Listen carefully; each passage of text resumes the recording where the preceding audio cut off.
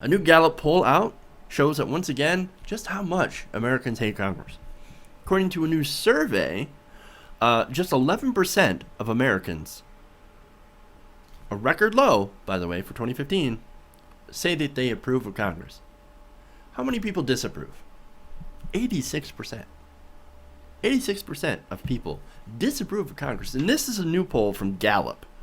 And it comes after Paul Ryan took new leadership in the House, right? Well, a lot of conservatives were like, oh, Paul Ryan, fresh face, right? Replacing John Boehner, that's going to make things better. No, apparently not. People still hate Congress.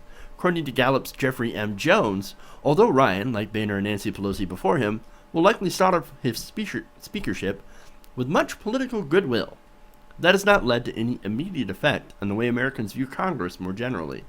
Even if Americans support Ryan initially, he will still be forced to navigate a divided federal government and a House Republican caucus that itself is divided. Now, they also mention that right now, the GOP is still the political group least likely to approve of Congress, and this is talking about the voters here, right? With just 8% of rank-and-file Republicans giving the legislative branch a positive rating. It's sort of unusual for a majority political party. Remember, Republicans own 2/3. They control 2/3 of the government.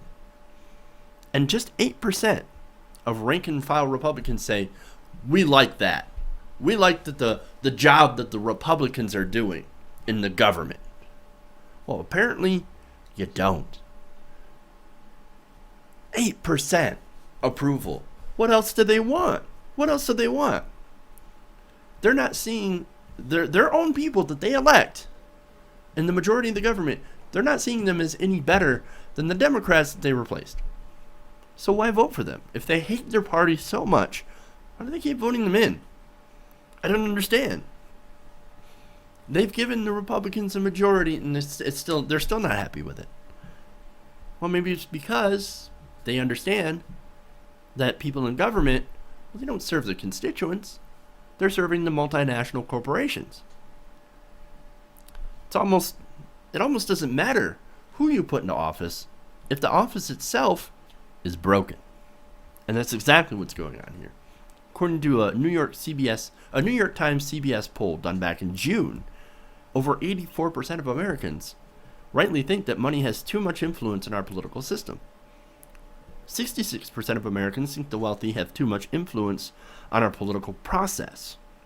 And 55% of Americans say that most of the time, the policies promoted by politicians are only there to benefit their donors. And 30% of Americans say that only sometimes that's the case. So take a look at that, right? No matter who you put into office, they still serve the same masters. And that's the lesson to take away from this. They know Congress serves the same masters, no matter who you put in. And they want something to be done about it.